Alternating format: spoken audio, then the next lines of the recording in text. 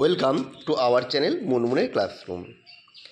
আমরা করছি ক্লাস 11-এর আজকে সেট 5 যার পার্ট 1টা করব, যেটা পাবে তোমরা 217 পৃষ্ঠায়, পরবর্তীকালে 218 পৃষ্ঠায়। বাকিটা 20 ডিগ্রি সেন্টিগ্রেড উষ্ণতায় 2 মোল হাইড্রোজেনকে সমতাপীয় প্রত্যাবর্তক পদ্ধতিতে প্রসারিত করা, প্রত্যাবর্তক মানে হচ্ছে রিভার্সাল প্রসারিত করা করে 15 লিটার থেকে 20 লিটার করা হলো। কৃতকার্যের পরিমাণ নির্ণয় করো।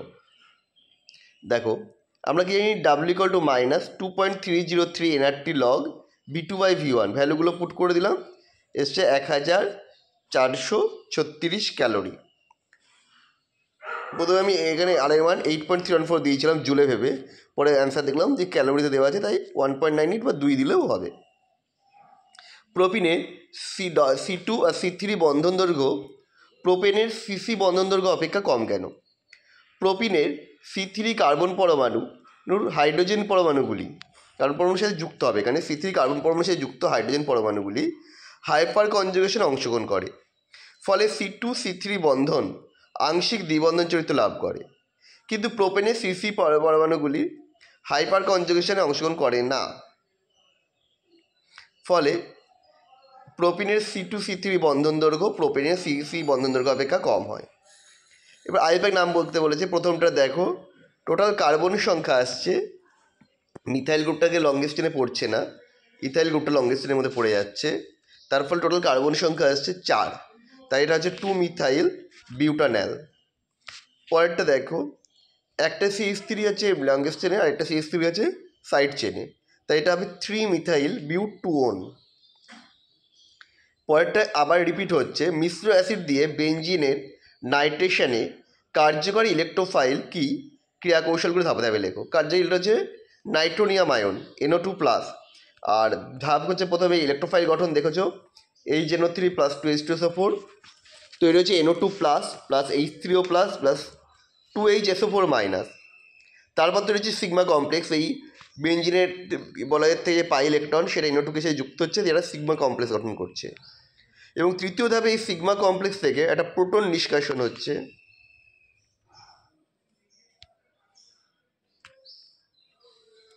প্রোটন নিষ্কাশন হয়ে এটা তৈরি হয়েছে NO2-তে। পরেরটা বিউট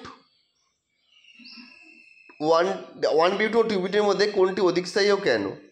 দেখো, বিউট 1 বিউটের 2টি H পরমাণু বর্তমান যা হাইপার কনজুগেশনে অংশগ্রহণ করে, কিন্তু 2 বিউটেনের মধ্যে 6টি হাইড্রোজেন পরমাণু বর্তমান যা হাইপার কনজুগেশনে অংশগ্রহণ করে।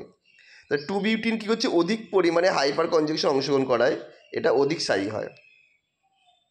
স্টোন ক্যান্সার বলতে কী বোঝে, কারণ কি? অম্লবৃষ্টিতে মার্বেল পাথর নির্মিত স্মৃতিসৌধে স্থাপত্য বা ভাস্কর্যের গায়ে যে ক্ষতের সৃষ্টি হয় তাকে স্টোন ক্যান্সার বলে। কারণ অ্যাসিড, মূলত সালফিউরিক অ্যাসিড, মার্বেল পাথরের সঙ্গে বিক্রিয়ায় ক্যালসিয়াম সালফেটের সঙ্গে, ক্যালসিয়াম কার্বনেটের সঙ্গে বিক্রিয়া করে ক্যালসিয়াম সালফেট CaSO4 আস্তরণ উৎপন্ন করে, ফলে স্থাপত্য ও ভাস্কর্যের ঔজ্জ্বল্য কমে যায় ও ক্ষয় হয়। বিক্রিয়াও দিয়ে দিয়েছি, CaCO3 + H2SO4 তৈরি হবে CaSO4 + CO2 + H2O। প্যান সৃষ্টির কারণ কি? উজ্জ্বল সূর্যালোকে NO2, অক্সিজেন ও হাইড্রোকার্বন যৌগগুলি পরস্পর বিক্রিয়া করে বেরিয়ে পারক্সি অ্যাসিটাইল নাইট্রেট বা RCO3NO2 অর্থাৎ প্যান সৃষ্টি করে।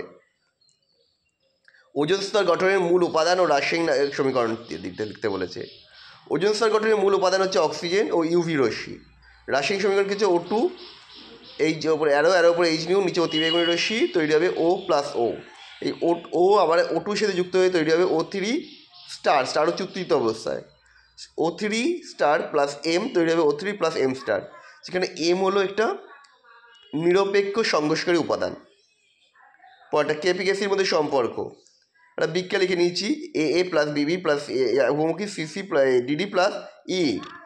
সাম্যাবস্থায় ABCD এর মোলার গাঢ়তা থেকে কনসেন্ট্রেশন অফ A, থার্ড ব্র্যাকেটে A, থার্ড ব্র্যাকেটে B, থার্ড ব্র্যাকেটে C, থার্ড ব্র্যাকেটে D। ও অংশ চাপ হচ্ছে PA, PB, PC, PD। শুধু সাম্যতা বা KCটা লিখে দিয়েছি, কী হবে KPটাও লিখে দিয়েছি। এবার অবস্থা সঙ্গে কী হবে, P = N/V RT, তাহলে এ গ্যাসের জন্য কী হবে PA equal to A concentration of A RT, B এর জন্য কনসেন্ট্রেশন পিবি হচ্ছে কনসেন্ট্রেশন বি আরটি এরমভাবে সব করে বের করে নিলাম, দিয়ে কেপির মধ্যে ভ্যালুগুলো পুট করে দিলাম। এখান থেকে করলে যেটা আসছে KP equal to KC into RT whole to the power del N. Del N মানে হচ্ছে গ্যাসীয় বিক্রিয়াতে পদার্থ অনুসংখ্যা মাইনাস গ্যাসীয় বিক্রিয়ক পদার্থ অনুসংখ্যা। পরেরটা এটা বলেছে 0.01 m ফর্মিক অ্যাসিড দ্রবণের বিয়োজন মাত্রা ও H3O প্লাস আয়নের গাঢ়ত্ব নির্ণয় করো। যেটা কে এটা বলে দিয়েছে, তাহলে বিয়োজনের মাত্রা alpha equal to root over K A by C, সেটা পুট করে দিলাম আছে 0.145। আর গাঢ়ত্বটা কী হবে আলফা সি H3O প্লাস আয়নের গাঢ়ত্ব 0.01 ইন্টু 0.145 করলে আসছে 1.45 × 10⁻³ মোল লিটার ইনভার্স। তাহলে গ্যাসীয় বিক্রিয়ায় ডেল এন নেগেটিভ, সমাবস্থায় চা পাস করলে কি কোন দিকে ঘটে বিক্রিয়াটা? একটি গ্যাসীয় রাসায়নিক বিক্রিয়ায় ডেল এন হচ্ছে নেগেটিভ, অর্থাৎ সনম বিক্রিয়ায় গ্যাসীয় বিক্রিয়াত পদার্থের অনুসংখ্যা হ্রাস পায়। সমাবস্থায় বিক্রিয়াটির ওপর চাপ হ্রাস করলে বিক্রিয়াটি সেই দিকে যাবে যেদিকে গেলে গ্যাসীয় পদার্থের অনুসংখ্যা বৃদ্ধি পায়, অর্থাৎ বিক্রিয়াটা পশ্চাৎমুখী হবে। বাফার ক্ষমতা কাকে বলে? 1 লিটার বাফার দ্রবণের পিএইচের মান 1 একক পরিবর্তন করতে যত মোল তীব্র ক্ষারক বা অ্যাসিডের প্রয়োজন তাকে ওই বাফারের দ্রবণের বাফার ক্ষমতা বলে। পরেরটা একটা এত অ্যাসিডিক অ্যাসিড দ্রবণ যেটি এই অবস্থায় 2.3% আয়নিত হয়, তার পিএইচের মান কত? PH equal to minus log of C alpha. তাহলে ভ্যালুগুলো পুট করে দিই, সি হচ্ছে 0.002 আর আলফার মান হচ্ছে 2.3%, আর যেহেতু আছে 2.3/100, এটা করলে আসছে 4.34।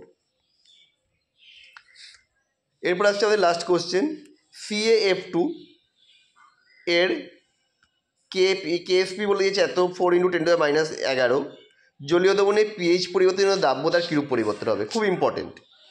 CaF2 এর সম্পৃক্ত জলীয় দ্রবণের প্রদত্ত সাম্যাবস্থা গঠন করে কি? CaF2 বহুমুখী Ca2+ + 2F-। F- হলো মৃদুক অ্যাসিড, HF এর অনুবন্ধী ক্ষারক, তাই এটি তীব্র হয়। বাইরে থেকে CaF2 এর সম্পৃক্ত দ্রবণে যদি অ্যাসিড যোগ করা হয়, অর্থাৎ দ্রবণের পিএইচ হ্রাস করা হয়, তবে যুক্ত H3O+ আয়নগুলি CaF2 আয়নের ভবনে উৎপন্ন F- আয়নগুলির সাথে যুক্ত হয়ে HF ও H2O উৎপন্ন করে, ফলে সাম্যাবস্থা ডান দিকে সরে প্রতিষ্ঠিত হয়। এই ঘটনায় CaF2 আরও বেশি করে দ্রবীভূত হয় এবং মোলার দাব্যতা বৃদ্ধি পায়। আমাদের ভিডিওটা তোমাদের কেমন লাগলো অবশ্যই কমেন্ট করে জানিও, আর মনমনে চ্যানেলটা দেখতে থাকো। আবার দেখা হবে নেক্সট ভিডিওতে।